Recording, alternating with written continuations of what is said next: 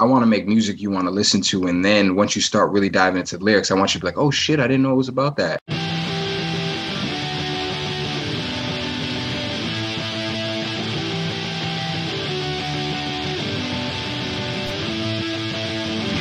Hello and welcome to Where the Living Room Used to Be, a podcast about Rhode Island's music scene.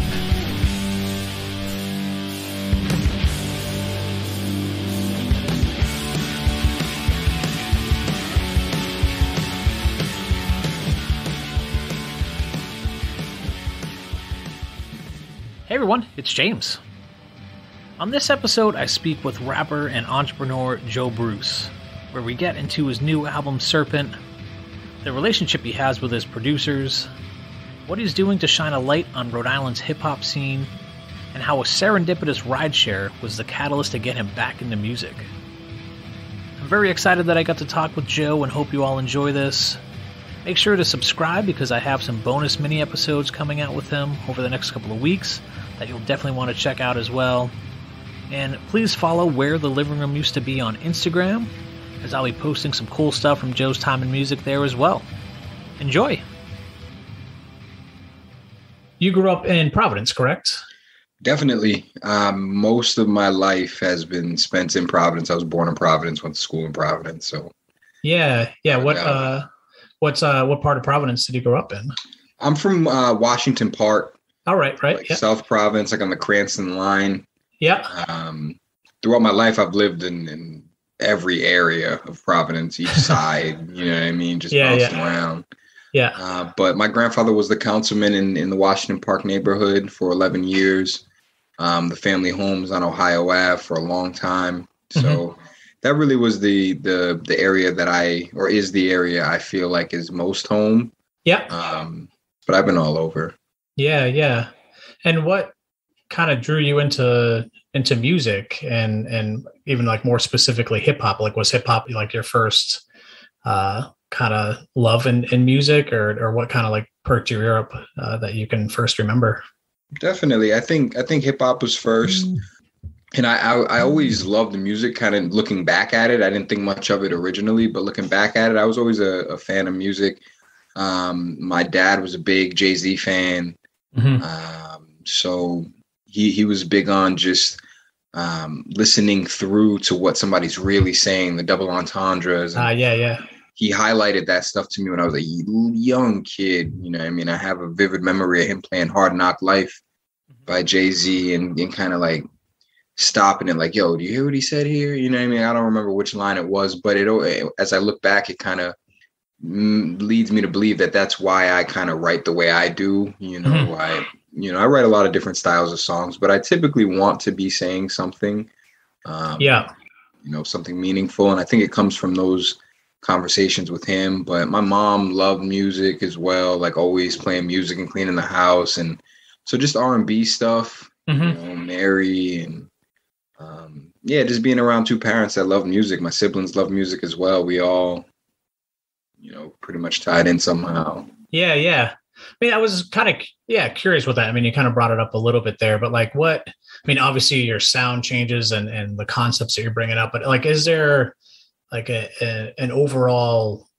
like theme or message? Like when I talk to John Hope, like he kind of, he covers a lot of stuff as well, but he kind of has that lane of like street introspection is what he brought up, and his like personal life, but from what I've heard of your stuff, I mean, it does, you have a message, you have a lot of, different things that you're bringing up, but like, what would you say in your opinion? Like, do you have something, or is it different for each project that you work on that you're trying to bring to the table?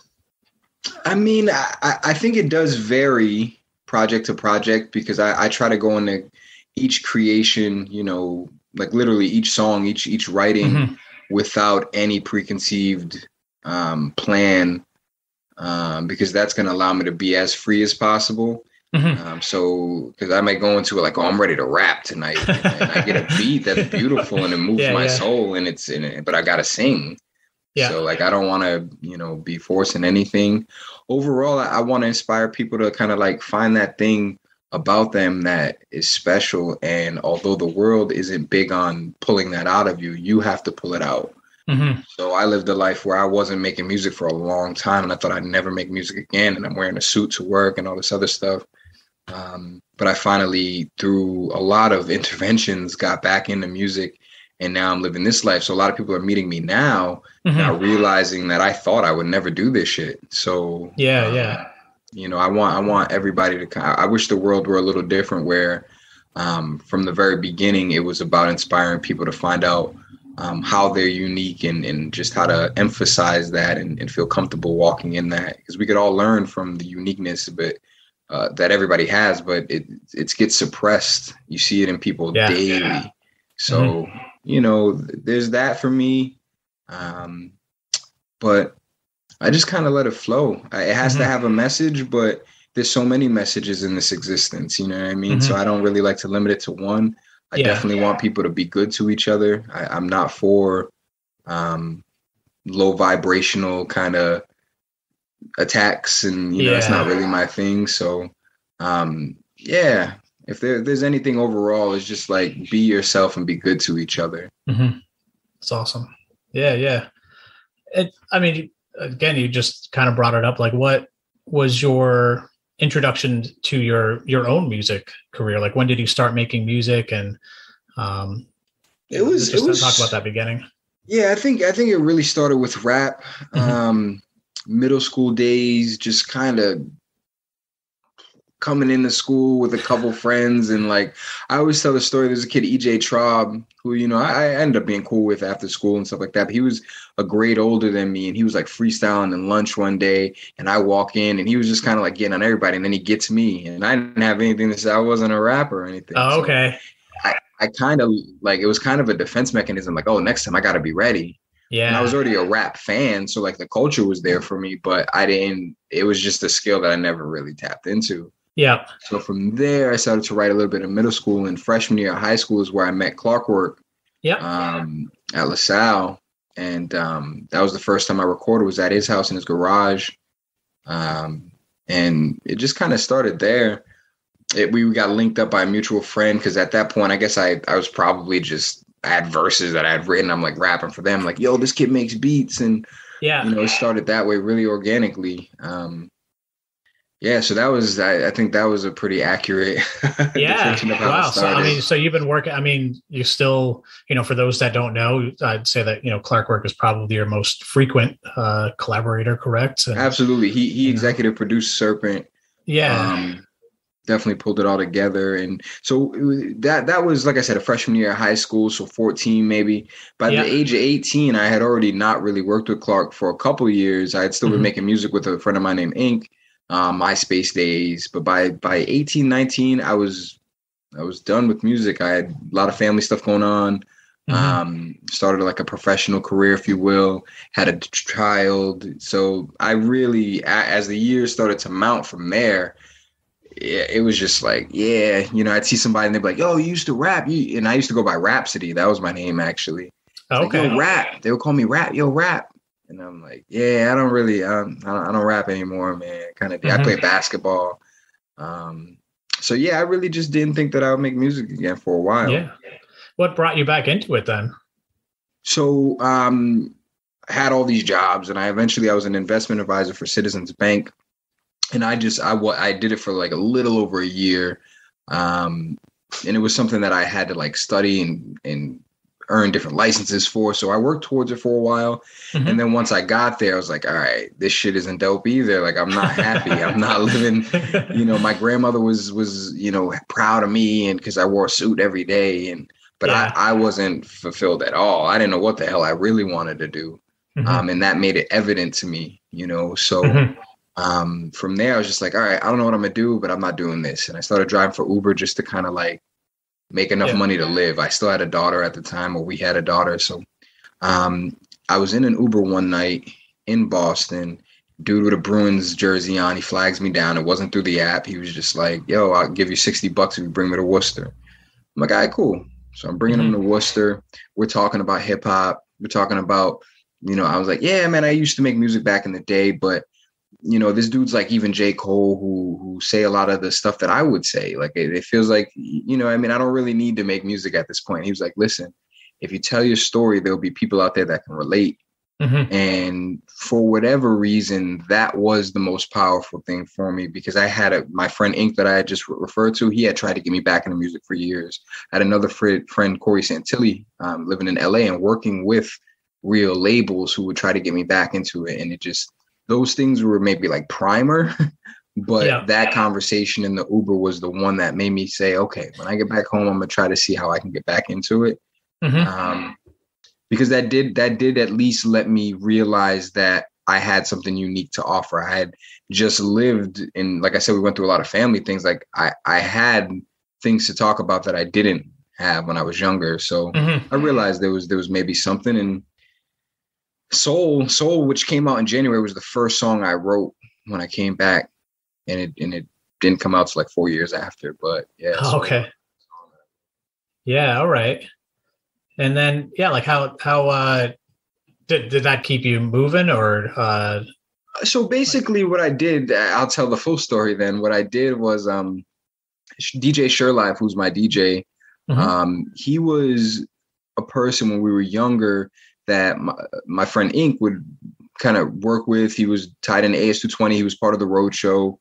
So we had recorded at his mom's house before in like a pool house.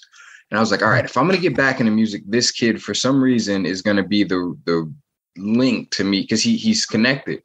And so I go to the house one day. It's probably like a day or two after that meeting in the Uber.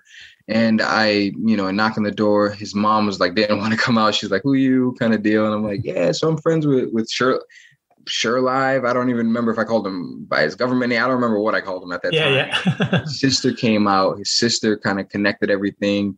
We end up talking. I head to his house, I think the following day.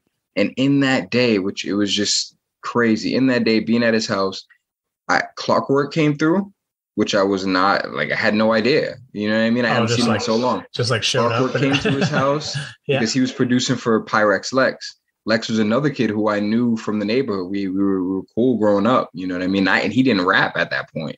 So it was just surreal to kind of go to his house this day. Lex is there. Lex is having beats made by Clark. And it just, in retrospect, it was like, damn, this shit was really supposed to happen. Yeah. But because it really was just, not that it was easy, but at least the pieces appeared right away.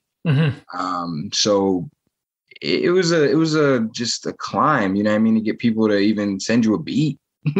Really? Like I hadn't proved anything, and I also hadn't had social media the whole 6 years I didn't make music. So as I'm leaving social media, Facebook is just like becoming super prominent. There was no Instagram or anything, and I lived my early adult life without any of them. Yeah, because like roughly, like what year was this? Like when you? This was 2017 when I started recording again. It was 2018 when I first released Audio Water. Yeah. Okay. 2018, but 2017, like spring, is when I'm linking up at SureLive's house. I'm meeting them, and then I'm just kind of like writing in obscurity because I didn't know how to release music, and I didn't really. It was a thing where it's like, to family and anybody who knew me, like, you're making music, you know what I mean? Like I had those interactions for sure. So I was just kind of like writing in my attic, just trying to get better. And, like I said, we really sold this year. That was the first thing I wrote, and I was super critical of it. Like I didn't think it was that good. I was nervous in the booth recording it. So I'm grateful that, the people that were really close to me and stuck with me and just even myself just sticking with it. I'm grateful that we did that. A lot of lessons learned through that process. Yeah. At a loss for words, you make me New York Times straight cross my words. And girl, even when the sun don't shine, I'm just trying to be the only nigga on your mind. Trying to be the only nigga making fun of your smile when you looking like you haven't had fun in a while. I'ma pick you up, cause your soul is a treasure. Beauty soon fades, but your soul is forever, baby. Maybe we should think about this logically. You are a nova if we talking about astronomy. Your heart's Jehovah if we talking about theology. And there's nothing made up, no Scientology. But if you ever lose the thought of me, remember what this feels like. Remember it was beautiful when everything was real nice. And know that we gon' make it to the end, girl. Make it to the end, girl. Make it to the end as we share lives. But with Audio Water, I mean, that's some dope stuff. I mean, I dig what you're doing, like across your whole collection, and obviously, like again, we'll talk a lot deeper about the new record. But I mean, even going back to that, I mean, I love that, you know. Thank you. So, could you talk just a little bit more about that? Like, like what was that? What was your career like during that time? Did you start getting back into shows as well and stuff like that, or what was happening in 2018? Somewhat. So I think all throughout 2017. We were still creating, and I think I dropped a couple songs on SoundCloud. You know, that's where I kind of started. I dropped a couple songs there. Audio Water ended up coming out April 6th of 2018. So between the SoundCloud and there, I would do, you know, just building my following, kind of freestyle videos on Instagram. Just sharpening my pen, really, as I look back. I definitely had to get better, and I really had to get better at writing hooks. That was the big hurdle for me. It was the place I knew I felt uncomfortable. So I always tell younger artists what I did to overcome it was just because I like to write verses so much. I would make it so when I get a beat, the first thing I'm doing is writing a hook. And if it takes me however long to do it, that's fine. Because once the hook's done, then I'm going to have fun writing my verse and I go on. So I did that for a while, maybe 2 months. And then after that, I'm like, oh, shit, wow, I could write better hooks now. Just like, I just started showing myself that I could get better at things. And sometimes you need that. You need those little victories to push you forward. Yeah. So, yeah, I just was trying to get better with Audio Water, and kind of behind the name. We just wanted to provide music that you could feel in a real pure form. I was, once again, just coming back into music. So I was very close-minded and more cynical about newer types of music, the trap, and like, oh, I'm not making trap music, and I'm not, you know, that was my mindset at that point. And we got to own everything. So there'd be no samples in this music. And so I had these beliefs, and Audio Water was built out of those beliefs. And I love the project. You know what I mean? I genuinely do. I can look back and see ways that I've gotten better and where I wanted to get better after listening. But it kind of is what it is. And, you know, Wish is still one of my favorite songs. I enjoy them all. Life You Up is one of my favorites to perform. It just connects with people. Yeah. Short and sweet. You know, I got a lot of short and sweet projects. Yeah. But overall, I felt like it was a pretty cool introduction because it was something I could show people confidently. And that's as an artist, you kind of need that, especially when you're first starting out. It's just like a couple resume builders, you know. So everybody's gonna be like, "Oh, where can I hear your music?"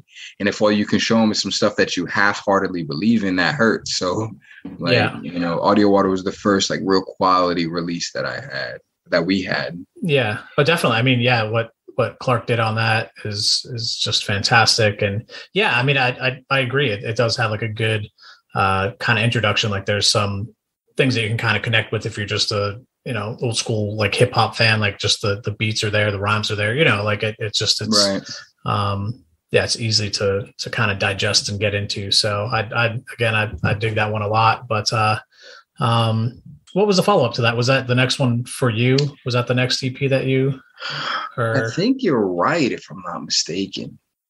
It was either For You or Clementine, but I'm pretty sure it was For You. Okay. For You was you're like the first person to bring it up in an interview. I'm really interested in that one just because it seems that one's a lot more thematic with the song titles. For like, Water, for Life, for exactly. I mean, I think that it's the one that I put the least amount of time into.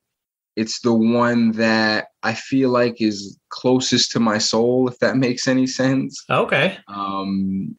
Even with Serpent, I love Serpent for sure, but for You, to me, was just very much made out of love. I woke up. It was like one of my best friends was in town, chilling, and I woke up on like a Saturday. I'm like, yo, it'd be crazy if I just drop an EP. If I just make an EP and drop it. And he's an artist, and I think he had taken that picture of me that you see for the cover. I was like, all right, let's work on like just some art for it, and I'm gonna write some songs. And I had the one with Chachi already, if I'm not mistaken. Okay. And the other one, they're not. One's an Erykah Badu beat. One's a J. Cole beat. Actually, two are J. Cole beats. Two of them are J. Cole beats. And then one's a J. Dilla beat. So they're all like real kind of lo-fi soul type of feel, which is, I feel like, one of the places where lyrically I shine. So I think they went together well that way. And just, yeah, I feel like the lyrics are a little more timeless than some of the other stuff I may do. And so that's why I'm a fan of it. It's just real chill. And yeah, I'm just kind of meditating while I'm writing at that point. And that's what I like to do most, I think. So, yeah. I mean, I do like, you're very well known for your lyrics, for your bars. You're just, but I just have to just shout out the line. I think it's in For You. But where you say the only things that matter don't qualify as matter. Yeah. When I heard that, man, it just it hit me, and I don't really have any question about it or anything to follow up with that. I just wanted to say, I love that line. Thank you, bro. It's just it brings together so many things, and it's just so brilliant. So, yeah, just thanks for that. I mean, I don't know if you'd want to talk anything about that song or about that line, but I just wanted to say that to you as I was listening. It was just like I had to make a note. It was like, that's fucking brilliant, man. So I appreciate it. Well, so that we made a little video for that song that you're talking about. Yeah. And we've used it as a sponsored ad on Instagram, and it's been the gateway to a lot of people finding out about us. Yeah. And that's what I mean by it just like being close to my soul. Like it shows a good part of me. Whereas some other things, like it shows some of my skill set, but some things do it more accurately. And I think that song does it pretty well. And so the people that come in through that ad stick with us because it's a good pairing. Yeah. So yeah, I mean, I always get into this. My girl's like, nah, you need to take credit for stuff. You know what I mean? And I feel like when I get into writing, I know if I can kind of like quiet any thoughts of what people will think, any thoughts of like what I'm thinking about it, and I could just get into a real state of flow, the answers will be given to me. And I feel like lines like that, they're just given to me. And when I step outside of it, like I could see myself saying it, yeah, but I know that it's coming from a place much bigger than me, and I kind of have a job to do in that process. And as long as I could just get better at doing that and complementing the other things, because you got to remember, like as people, we connect to the music first, no matter what is at least my opinion. Yeah. Yeah. You've got to pick the beat right. And sometimes there's crazy lyricists who just don't pick the beats right. And so once the beat is picked and you know it's going to induce a certain feeling, you just have to complement it. You don't have to overpower it. So I'm always just trying to complement the situation. That's how I look at collaborations. That's how I look at just anything. It's just, let's get the best final product. And what do I have to do to assist in that? Cool. And with Clementine, which was kind of around that time as well, you worked with Larry Ohh on that one. How was that process for you? And what was it like working with him versus other producers? And, just what would you like to talk about with that particular project? Clementine was dope. It was the only project I've ever worked on that was very step by step. Like I knew I wanted a 6-song project. Larry and I kind of like had an agreement, kind of chiseled out about what we would end up with. Yeah. And we just met once a week for a couple months. At that point, I'm on the grind. At that point, like I'm on the bus. We didn't really have much at all. So I'm on the grind, and I'm just grateful to even be able to get in a studio. That's the first time that I could go to a studio to create that consistently. With Clark, that was my guy, but I hadn't proven that much, and he already did a whole lot for me. So but I didn't have a chance to be in the studio that much. They would send me beats, I would write, and then when I had the chance, like to afford a little bit of studio time, or Clark had some time and he could let me come through, I would record a bunch at once. But this time was a little bit different because now we're building stuff from scratch in the studio. And that was kind of a first for me.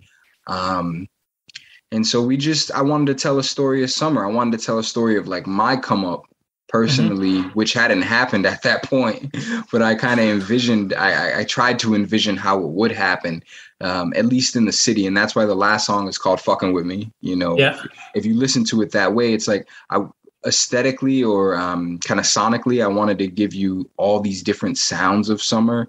Like Say Goodbye is like that drive home from a camping trip. First Day of Summer is like the beginning. It's like, all right, we're about to come up. I don't got nothing right now. I'm talking to my boy though, and we're gonna make something happen. So it's literally the first day of summer. What's gonna happen by the end when we're going back to school? What position are we gonna be in? You know what I mean? You know, you get in the snaps like, all right, it's full blown summer now. Like shit's going on. So I don't know, man. I tried to have fun with it and just accomplish a couple things. I always feel like you have to want to listen to the music. I'm going to say some shit, but ultimately that's not going to matter as much as somebody wanting to hear the music. Yep. So I want to make music you want to listen to. And then once you start really diving into the lyrics, I want you to be like, oh shit, I didn't know it was about that. Like, that's cool too. I got you. Yeah. And where is Larry based out of? Like, where's his studio? Larry's in Providence. I don't think he even, all right, going back to that time, Larry was it's crazy how the timing worked out. Larry hadn't blown up like he's blown up now. Okay. So he probably has 2,000 followers at this time. Yeah. Like you know what I mean? Like he's just like all of us. He's doing it. At that point. Yeah. And he was working hard at what you see now. He was stockpiling posts and just, you know what I mean? Just getting all that ready. Being consistent with that kind of thing. And so he was working out of a studio off Charles Street, and I don't even think he has anymore. He has a studio at his house now. They just had another baby. So he's living a different life, and I don't even know if he takes sessions. He mixed and mastered a song for me in the beginning of the year, so like I can send that kind of shit to him. But I don't even think he works out of that building anymore. I think he's doing his thing because he's got like a different role. He's definitely still making music. He's got a dope song with John Phelps and Santana. I can't remember her first name. That may be her first name, but he's got a dope song with them. Okay. So I know he still makes music, but he's not. I don't think he's taking hourly sessions like he did before. Yeah. And what was it like? Was he doing all of the production, or like when you were going into those studio sessions with him, were you tweaking stuff? Were you like there for it, or was it more just like he's got the beat, you're coming in and dropping your lines, and then some of them were like First Day of Summer. We literally started with a metronome. I had the year before. I had wrote the first verse and the hook. I was like, yo, I got something that I think would be ironically perfect for this. Let's just start with a metronome, and then he starts building that beat, and you can kind of hear it if you run that track back. It's like it's like a real simple kind of start. Summer Smoke, I think we did on the spot. Snap he already had, because with Snap, if I'm not, it was actually Fucking With Me.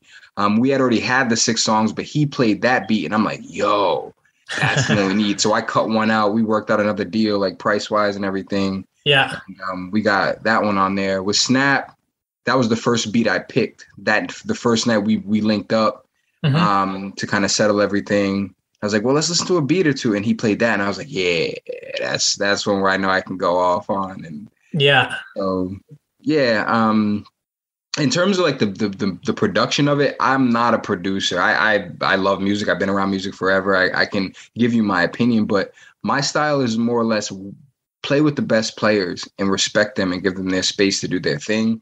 If I have an opinion, I'm going to say it, but ultimately we're all here because we work hard at what we do.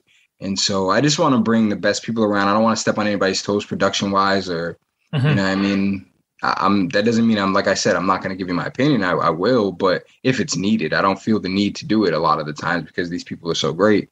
They know what they're doing. And sometimes it's just a matter of like, it wasn't wrong what you did. When I give you my mindset on like what I was thinking when I was writing it, or like what I hear now in this moment, you're like, okay, I didn't see it that way. And that's where collaboration is dope, in my opinion. You just got to have the right pieces in there. Everybody got to be humble enough for it. And I think everybody just got to want the best end game. And as long as everybody trusts that no one's, being negative energy about shit, they're open to suggestion. And yeah. So Larry was open to suggestion. It didn't really happen that much, I'm sure. Mm-hmm. And, most of the people I work with are that way as well.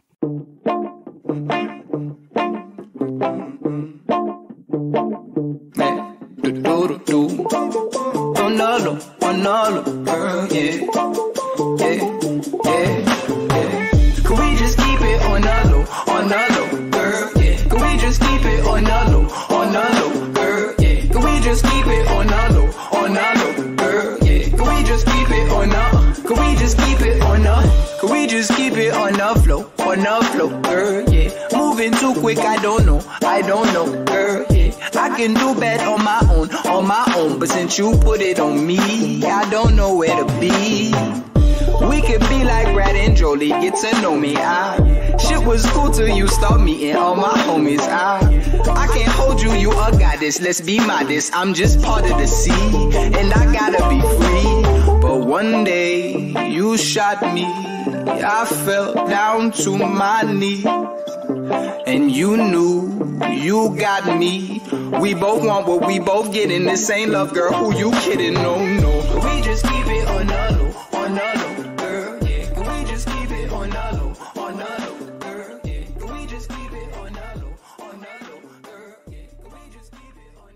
Yeah, I mean, you also, I think it was last year, right? You dropped the Ruff Mixes, correct? Yeah, so... Technically, yes, and technically, no. Yeah, okay. So we dropped Element on December 21st, but it was only on Bandcamp. So a lot of people don't know that exists, which is fine, because who knows what we'll do in the future with that. Yeah. But that was on 21st of December. Christmas night, it was like midnight on Christmas. Clark and I are just chilling. We're sitting there thinking about the project, and it's like, yo, we got all this music that it'll never come out if we don't drop it. It'll never. Was it just kind of like misfit songs in a way, like they just weren't part of the theme came from of stuff, some of the some of the songs on the Ruff Mixes were made in 2017 when I first came back. Mm-hmm. Pulse Check is a perfect example, and this is something that Clark is not the one to drop music that is not mastered perfectly the way he wants it. Okay. But in this small window of time, for whatever reason, on December 25th, 2020, we were both able to agree to just drop the music. I don't even know how many songs are on that project. It's like 12, maybe 13, something like that. It's pretty long. Yeah. We literally just dropped it. We didn't, once we decided on the tracks, we didn't go back into any sessions. We didn't fix anything. Some songs are mastered better than others. But some are not. And songs like DeLorean, like if we recorded that song now, I'm sure he'd tune it all up and it would just sound different. But I think that was the beauty in all of it. I have so many people that hit me up about songs from that project that like I said, I wasn't even going to release the song. It didn't seem, it wasn't done yet to me. So, so it technically, if you look at the streaming platforms, it'll say December something, because that's when we uploaded it, or we wanted it to come out, but it didn't come out until January 1st or 2nd, I think. Okay. Yeah. Because it was into the new year. So, for what it's worth. Gotcha. Yeah. No, but I mean, just that that raw stuff, sometimes it can just really resonate with people. And if the song is there and the soul that you put into these things are there, then that can resonate a lot more than just the music itself, or if the snare was tuned a little bit better or whatever else it is, it's just can the emotion kind of come through, so Definitely. That's whenever I try to record, it's how does the song feel rather than how does it sound, so absolutely. You can get lost in the technicalities, and it's not my role, so I'm not the one on the computer really fixing everything at all, so I don't know, but I think sometimes it could just be overdone, and you end up losing sight of the fact that you're inducing a feeling for a person on the other end. Ultimately, it's what are you really competing against? Sometimes is what I think. Yeah. So the Ruff Mixes was definitely anti that, and just like every other release, I learned a lot through it, and I think overall for he and I, a lot of it was just about momentum. we haven't proven enough. We haven't done enough to think we can sit back for even 5 days, I guess, with the release. You know what I mean? We gotta put something else out. Yeah. when you do that, though, it's just like, all right, I guess it's showtime. And I think from there we did the Story of Jacob challenge. We ended up doing the Story of Jacob video, and we just started doing more. Yeah, you seem that you've been consistently busy, like dropping freestyle videos, dropping the Story of Jacob, and was that like a very conscious decision? Was it like kind of planned out? And obviously the videos were planned out, but was it something that you had together as pieces, or was it just like, was it more impulsive, I guess, is what I'm asking in a sense? And then like, there's a lot of impulsivity on my end. Yeah. People who know me know that for sure. I'm like a mix of impulsive and strategic. Yeah. If that makes any sense. Yeah. And so things like Saturday Sauce, there are things that I want to do probably annually. So I knew that a Saturday Sauce would be coming up this year, and I wanted it to be a step up. So originally, a lot of people don't know this, originally Saturday Sauce started before Audio Water. That's where even the song Fifth Element comes from.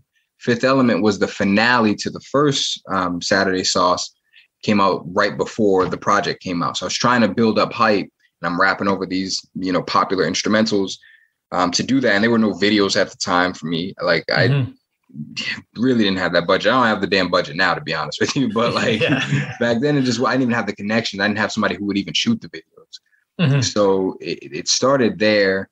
The next time we did it, which was 2020, that's when we started to make a name for ourselves. Like coupling the visual things we could do pretty quickly. One shot takes. Just making sure everything else was right about it. It was shot at a good place. And really just making sure they could focus on what I'm saying. We got the subtitles there, and now people who had seen us before, they're like, "Oh, he can rap." And to me, I'm like, I'm doing the same shit I've been doing. We had to package it better for people, and that's where the first Saturday Sauce started. And this year was like, we got to do it better. If we're gonna do the same thing, it's got to be better, in some way. It's very subjective, but I at least wanted to feel like I stepped my pen up a little bit.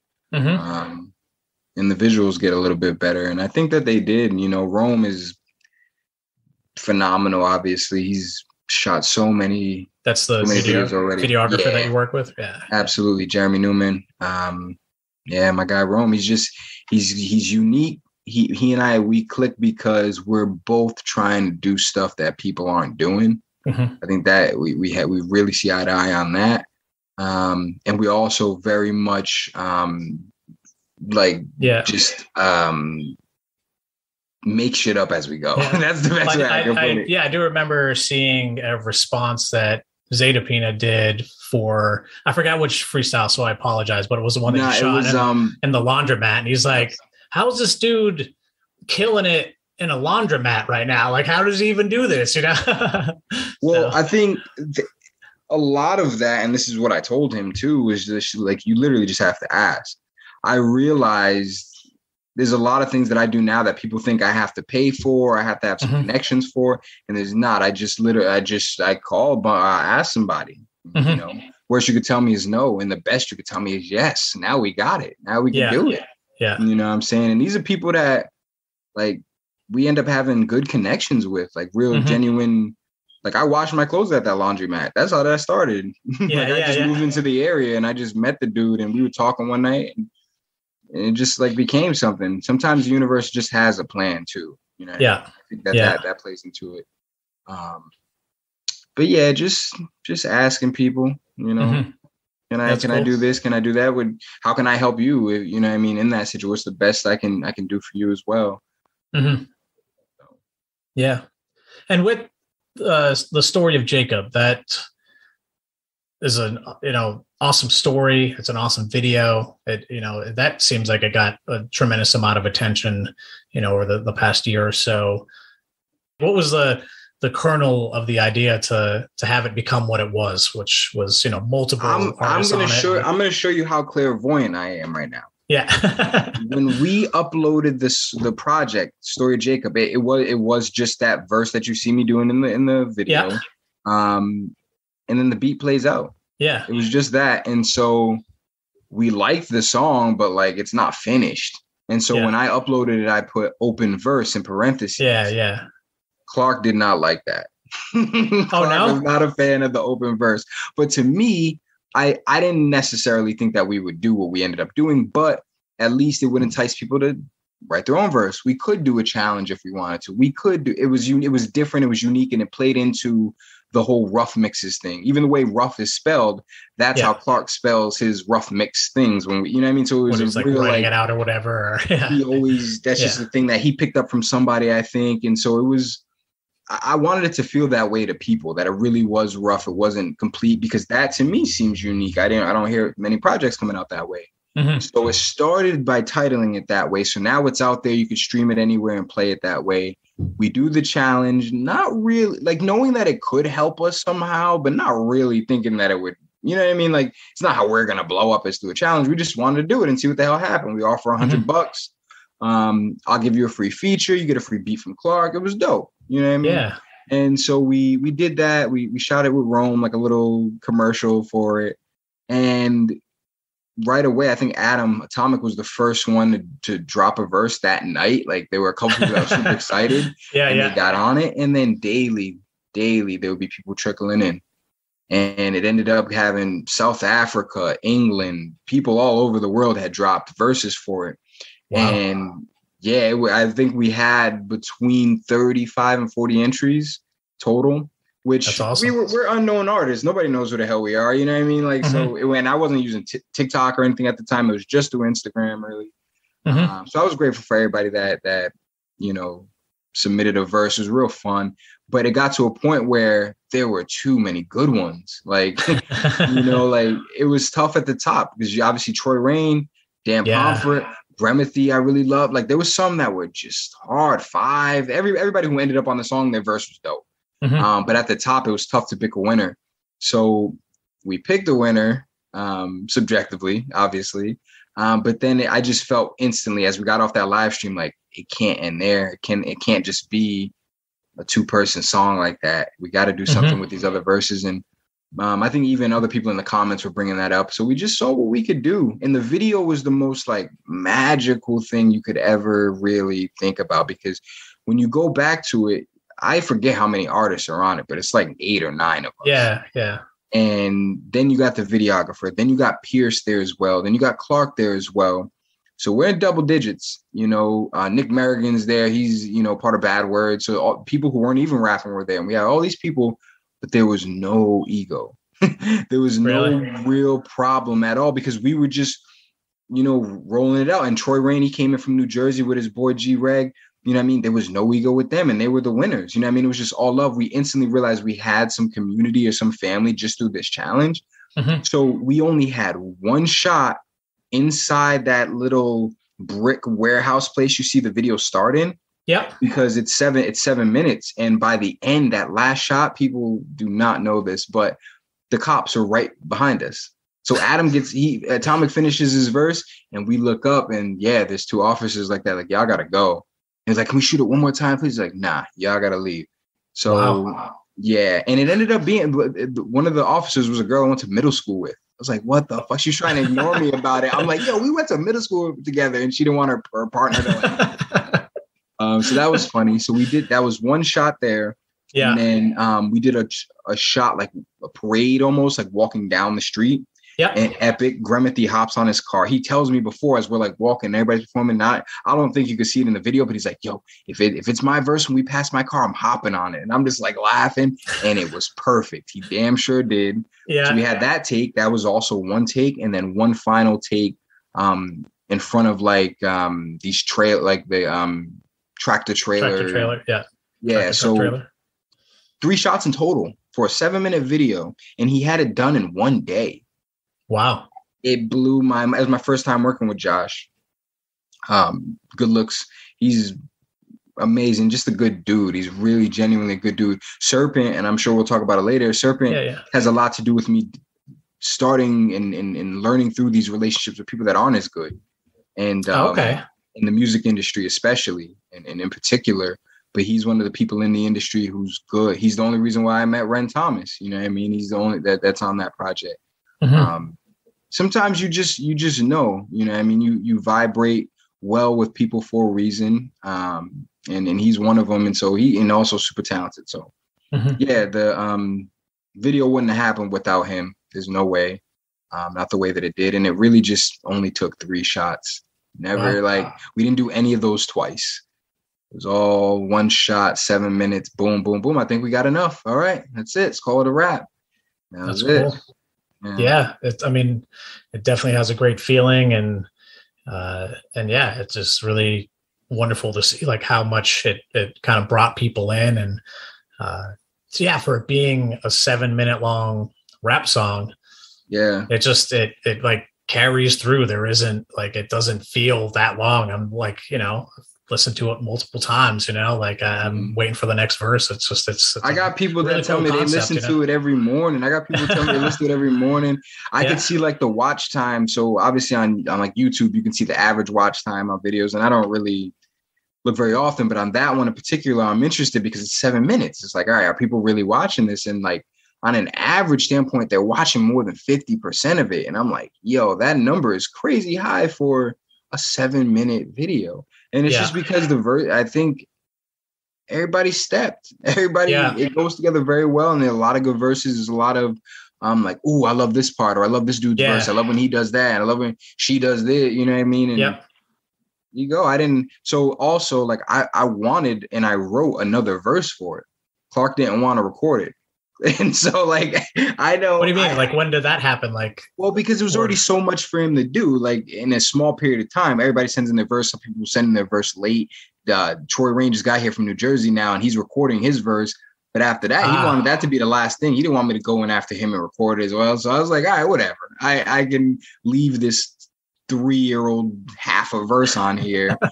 Like that was my mindset at the time, and now I don't care. But you want so your verse that's on there, you wanted to freshen it up a little bit. And, I wrote a whole verse for it. It's like everybody's dropping their verses on IG, and I'm like, all right, shit, let me write something. And so I have it. He shut you down. Wow. Yeah. He didn't want to do it. Yeah. Well, it sounds like that's the beginning of another challenge, that you get to, there you go. Here's we got a challenge coming. I won't tell you what it's for, but we got a challenge coming for sure. Cool. Very soon.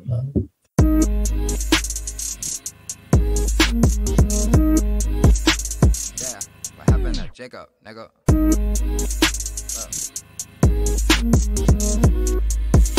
Yo, I said rise up, eyes up, look at me now. Used to see trouble and look to the ground. Now they say trouble when he come around. Bad in a good way, fuck what I should say. Throw a parade, the people say hooray. Sit in the shade, you come, it's a good day. I got the shine, 8:45, fuck through the blinds. Wake up, nigga, y'all got ice, what happened to Jacob, nigga? Wake up, nigga, y'all got ice, what happened to Jacob? The game's changed, they fixing their makeup, not living straight up. Put it on wax, I'ma light it up. Put it on wax, put it on wax, I'ma light it up. Put it on wax, put it on wax, I'ma light it up. I don't put it on you, I put it on facts. Put it on life, I'ma light it up. I don't put it on you, I put it on. I mean, I really want to talk about the new record, Serpent. When did that whole project start? Like when, did you start writing it? And when did you kind of kick those things off? Serpent wasn't a discussion probably until the last week of August. It wasn't even an idea. The word serpent didn't mean anything to anybody until the last week of August. And I think we finished it on September 6th or 7th. I think the goal was September 6th. We finished on the 7th. Wait, what? So like you did this record in like a couple of weeks? Yeah, and we had a lot of it recorded already, but it wasn't, They were just completely different situations. Oh, okay. I had one session I remember, and this was kind of the catalyst, and this was probably in August as well, but I needed to just like get these things recorded so I could send them out for features I wanted on the songs. So potentially thinking of doing a project later in the year, but I know how long it takes people to get shit back. like, let me just do this now. I just had that urge. So I had Obsession. I recorded a bunch of songs. Katy Perry was one of them. Scam Likely was one of them. Workshop was one of them. Like, just my part on it. So that way, you know, I want to make sure that I'm sending an artist something that they can kind of add to, opposed to feel like they have to start from scratch. Yep. So yeah. So I had those. Funhouse was recorded, I think, earlier in the year. Okay. With Tyler and Mikey originally. We did Shine, I think, in March. These were all, none of these were supposed to be on a project together. I was just making music. Okay. Yeah, I guess it's more like, were you thinking of like, we're making a record right now, or just you're recording just making music? And because, like I said, with Larry, that was the first time kind of being able to do that kind of thing. Me and Clark didn't really get to do that, given the time and like his responsibilities, my responsibilities. He moved to LA for a little over a year, I think, and he had just gotten back in 2020, right before we did the Ruff Mixes. So now, 2021, we're finally getting time to be in the studio and just cook.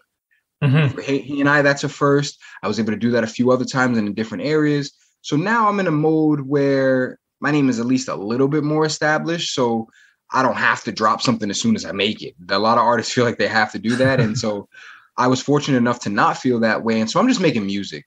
And basically the cover art that you see was a painting done by Blank Gallery, my girl Rory. She was doing that for a cover for a song of mine that hasn't come out yet. And I had the painting here in my house. And I just like kind of got a feeling, kind of had a dream, like I had the songs that I needed for a project. I don't know why. And when I got up, I saw the painting and I'm like, okay, how could that be the cover of this project? Yeah. And I start to, you know, think about the songs that I made recently.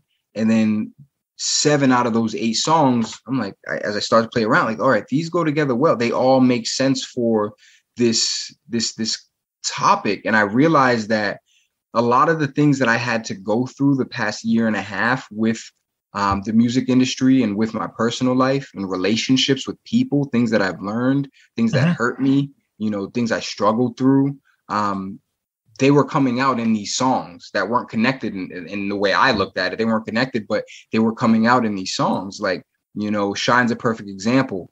I've had situations where where somebody did not want me to win, and I could have matched that vibration. But I learned, like, nah, life is much better when you shine regardless. And it's just one of those topics that tie in very, very well with the project. So yeah, we start thinking about, once you think, you know, title wise, Snake wouldn't be that good of a title. But there's a snake on the cover, and Serpent was pretty much down that line. And yeah, you know, just studying things like that throughout human history. A snake has always been a very wise character. It gets a real negative connotation from Western culture. Probably people settling in the West and getting bit, and you know what I mean, like that kind of a deal. But it's a very mystical kind of a being, and so there's a lot of different meanings to it. But ultimately, when you have to journey through the underworld, you have to talk to snakes. You can become one yourself, or you can learn how to deal with them. And you find out a lot about yourself. You find out how far you're willing to go and how far you're not willing to go.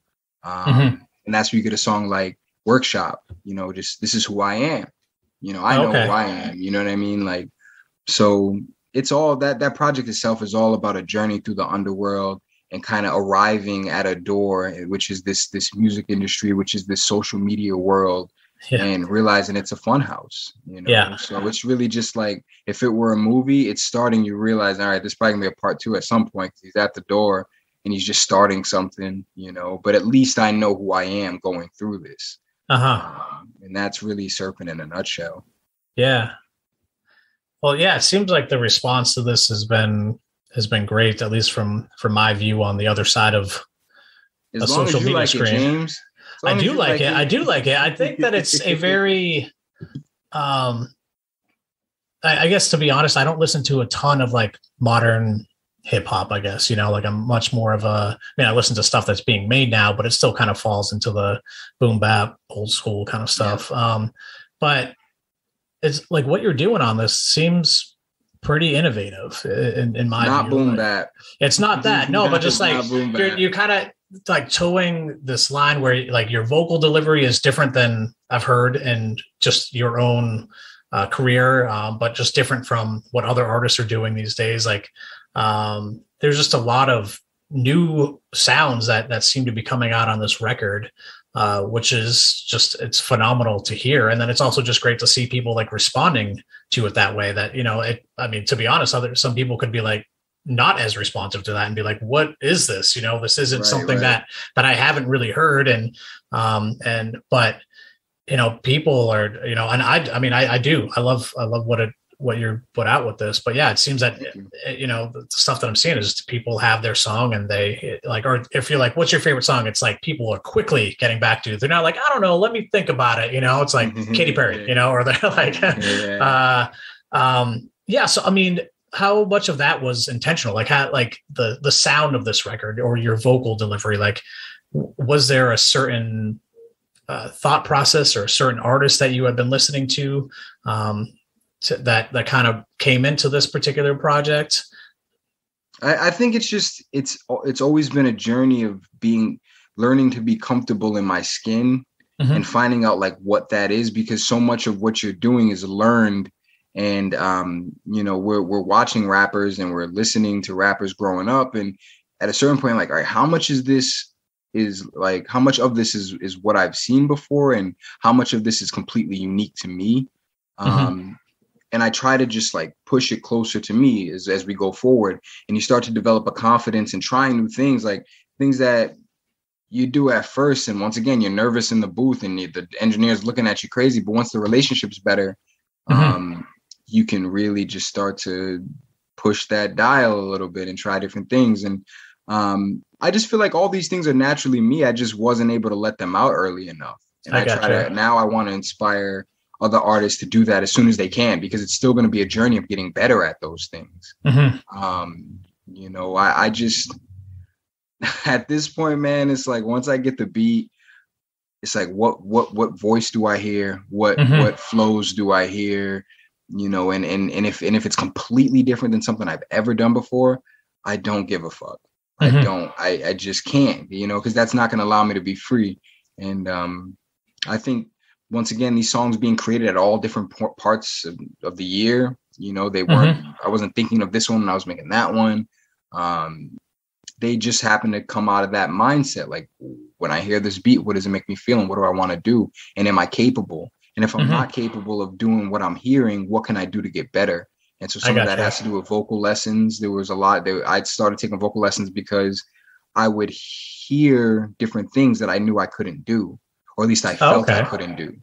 And so I wanted to bridge the gap. And especially like I have to wrap my head around things like mentally before I really will try them. And so conceptually working with a vocal coach helped me to understand how I would limit myself, and B, just how easy other things are. You know what I mean? Like, really? In thinking that they're so hard and that I would have to have been singing for so long to do them, I just wouldn't even try them. So just wanting to make sure I can express whatever I feel. Sometimes that takes getting better at something.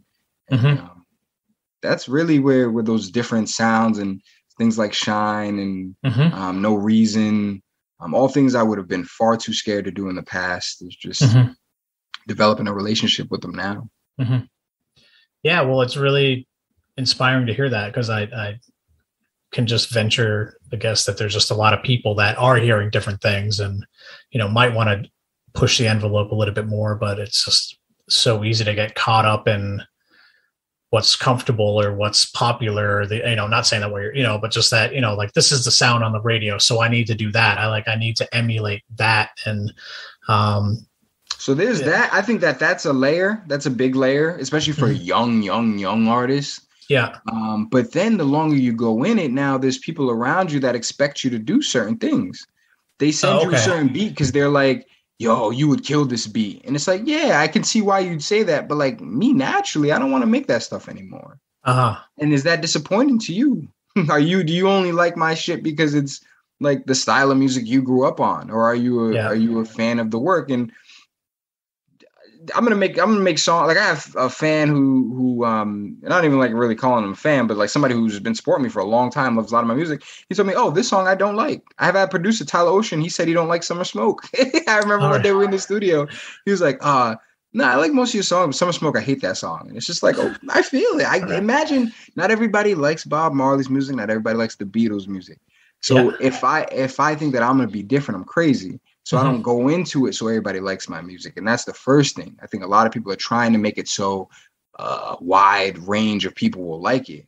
I can't think about that when I'm creating. I just got to create something that I love. Exactly. And then we can start talking about how you market it or how you push it. We can have a whole nother conversation about that. But I'm not doing that until I've expressed my soul on it. And if the song never comes out, fine. That's a possibility too. But I think being in that headspace allows me to just try a whole bunch of shit because now there's no pressure to drop it or, you know what I mean? Hearing it on wax may inspire me to do something else. So yeah, that rules. And I mean, that's why you're, again, brought up so often in the interviews that I do with people, just because you're just taking those steps, you know, and, you know, that kind of leads me into, I just really want to talk about Waterbearer Music Group, you know, what that is. And then I guess even just kind of like, I'm sure you bring it up a lot, but, you know, the beginning of Waterbearer, like what that means to you, and how that, you know, came to you as being Joe Bruce, the Waterbearer. But, you know, if you could just talk more about the music, you know, collaborative that you're pulling together and everything that you're doing with that particular, you know, piece of the industry part of it, you know? Absolutely. I mean, in general, being a Waterbearer has a lot to do with being a truth seeker, being a truth speaker. I bring that up a lot. That's kind of like the tagline for it, if you will. But ultimately, trying to find out some shit that they don't want you to know and bringing it back and feeding it to the people that need to know that they're trying to hide it from. And you know, the Waterbearer is kind of like the moniker for the Aquarius. That's where it starts. Sun sign Aquarius, and astrology has been something that has helped me greatly in my life personally, in terms of like self-understanding and also just timing. It's helped me very, very much with timing. Been a great help with music once again, and just understanding myself. So there's an astrological role that the Waterbearer plays in there. And then the Waterbearer Music Group is pretty much, I basically wanted to not be worried about a label signing me. A lot of people around me and just musicians in general, they're like, oh, I'm taking this step and that steps to make sure that like a label, and I just don't even want to. This is a different world. And a lot of us know that you don't necessarily need a record label now. Yeah. So I want to make sure that I'm part of the future of music, in terms of like how record labels and artists are looked at. Because a lot of people feel like record labels will completely disappear. And I don't necessarily think that. I just think they're going to be structured differently. And I want us to be very unique in turn. Like I want us to be the label of the independent artist. And so that's kind of, I'm really the main artist on there. My brother Pierce as well. We've worked with some other artists, and I think what you'll see us doing in the future is more like collaborations. We bring people together, you know, like Story of Jacob is kind of a Waterbearer Music Group kind of thing. We've done other things, something called 11-2. It happened on November 2nd, where we brought together a whole bunch of artists, mainly young writers and a bunch of producers in a house. And we had like 2-3 setups going, people making beats and just creating together. And that's the kind of energy we're about. We want to, you know, teach artists how they can be independent. And we just, you know, artistry, altruism always is the real tagline for Waterbearer Music Group. So I feel like, the uniqueness, the individuality, that's what we're looking for. So ultimately it would be great to have a diverse network of artists. We don't want to own anybody. We want everybody to feel free. We want people to want to be a part of what we've built. So I think we still got a long way to go. But ultimately we want to make good music that's future forward.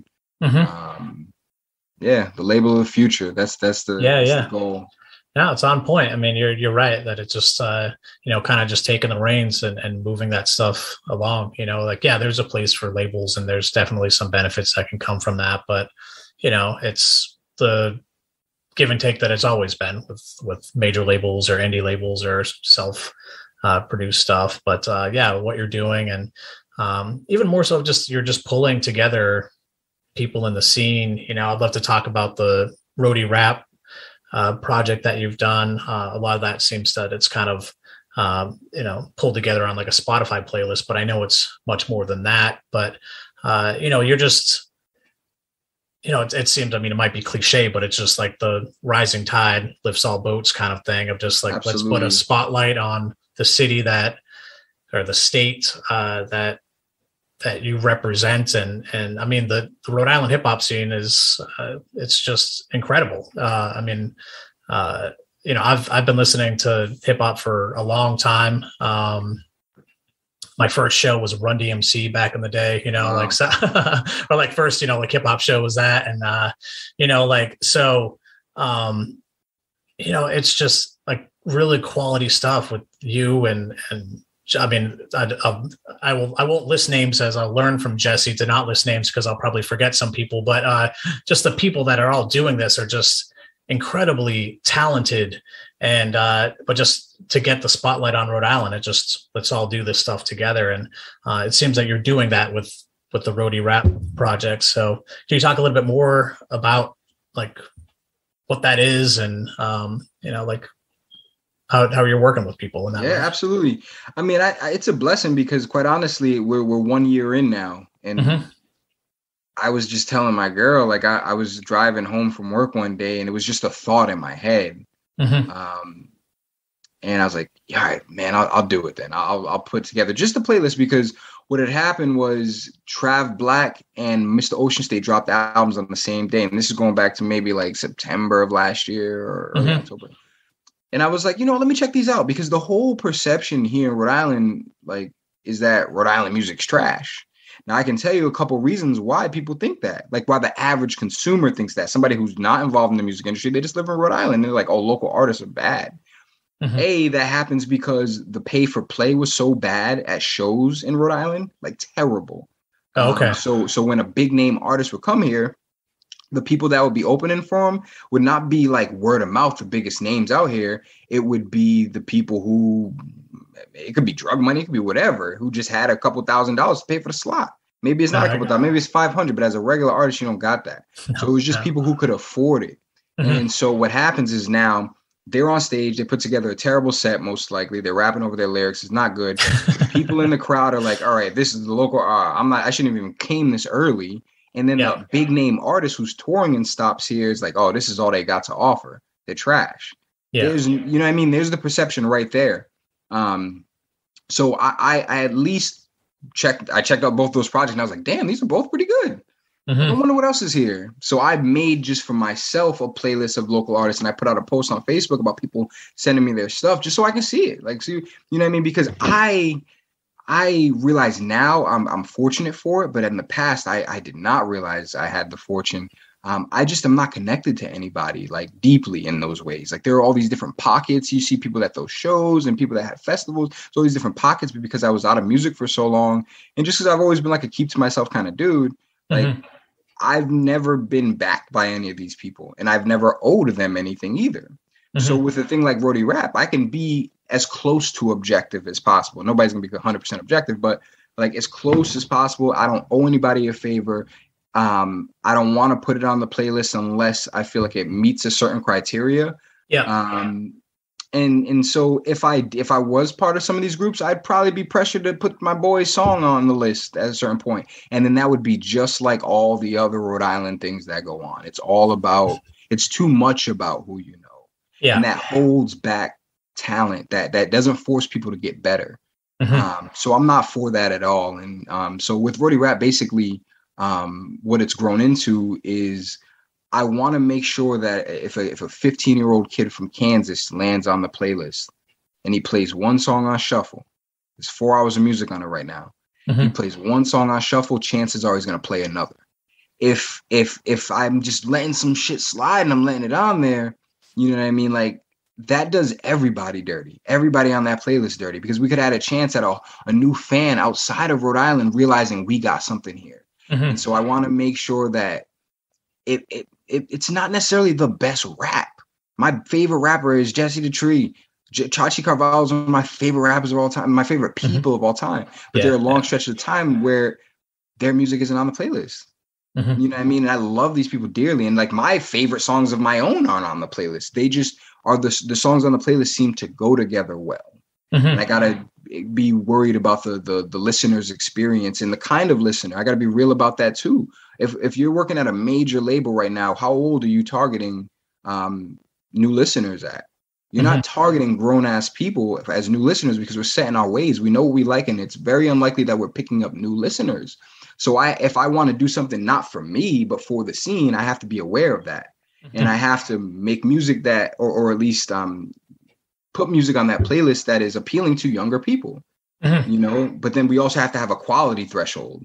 Yeah. And so it's a lot of things that we're thinking about, but ultimately the next step is really trying to get some funding to push it to the world, because we're talented enough. And like you said, the tide rises, all the ships will rise, is exactly the mindset I have with it. I'm not thinking that this playlist is going to blow me up personally, but I know that if Rhody rap became a thing that was big in the culture, every one of us would have a better chance.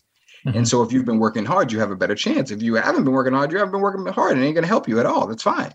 But, at the very least, it's helping us learn more about each other. It can help more collaborations happen. And at the very most, it can prove to people here and abroad, we got that. All that shit you were talking is not true. It's not true that like a lot of the music that you're playing from these artists that just happen to be from other states isn't as good as the shit that's coming out here. And now you got to live with that. That's the way I'm looking at it. Like we got a lot of talented artists here. It's easier to hate on something that's close to you. So a lot of there are literally personal relationships with a lot of the consumers and some of these artists. They know them. They went to high school with them, or they went to, you know what I mean? It's weirder when it's at home, but once again, just not being really connected to too many things. I feel like I've been able to kind of hold it up a little bit and people giving it a little bit of a shot. So yeah, Rhody rap's definitely something I'm passionate about. We had the first show at the Parlor, which was awesome. You supported it. We thank you, man. And Greg even letting us do it there. And it was just great energy. It was love energy. You know, a lot of things, even when it comes to like violence at hip hop shows, like we don't want that. We don't, that'll derail what we're trying to do. And so it was none of that at all. It was great energy. It wasn't about any one person. It was 3 headliners and a rising star slot. You know what I mean? It's just the kind of thing I feel like we need. And I'm in my life, I'm just not big on excuses or like complaining. So I was at a point where I was complaining about our scene, and I was like, what can I actually do about it? These are the things that I can fit. It's not everything. I can't do it all, but at least I can make a playlist and I can like promote it to my people. And that's at least an action step towards a better reality. So that's my pitch on Rhody rap. Spotify, Apple Music, holla at me. You send me a message, I'm gonna send you the link. I care more about you getting on the Rhody rap than even Serpent at this point, because it's just bigger. It's just much bigger. Can help more people than my project can.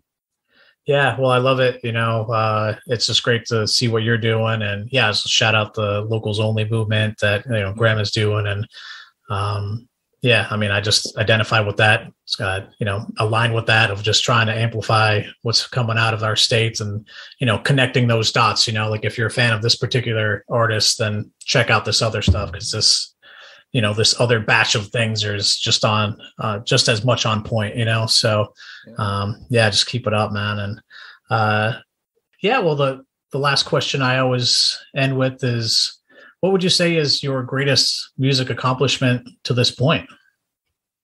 Greatest music accomplishment would probably be probably things like the story of Jacob or Rhody rap, just things where, as cliche as it may sound, where it was about bringing people together.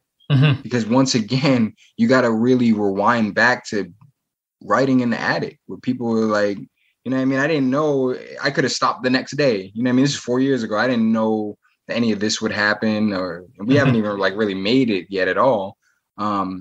But starting there and just like persevering through that, because I'm feeling like I'm doing it for myself, and then getting to a point where like people will listen to me a little bit to come support other people. That's something I didn't foresee at all. So far, I think it's stuff like that, just connecting and bringing people together and people having a good time. The Waterbearer family, having that, people who've helped out and donated money to help another Waterbearer fan member with fighting cancer and just all that kind of shit. Like, I was just writing raps, you know what I mean? So anything that happens like much bigger than that and it's not about me, I appreciate the most. Yeah. Well, Joe, I mean, I'm a huge fan of you. Shout out. You've got some shows coming up the end of October, correct? You're doing show at Troop. Troop's having from 12 p.m. to 9 p.m. They're having the all day, like outside Troop. I gotcha. Trick or Troop. And then I think I go on around 5:35, 5:36, something in that time frame. We'll announce it soon. And then we're doing the Told and the Stooligans Halloween that same night at FET. Nice. I think this is like their second or third one. I don't want to mess that up, but it's the hip hop Halloween with them. And I love them, obviously. Yeah. And they got a good lineup. Jesse the Tree, Lewis M, Phoenix Black, Son of Sound, I believe is his band. Yeah.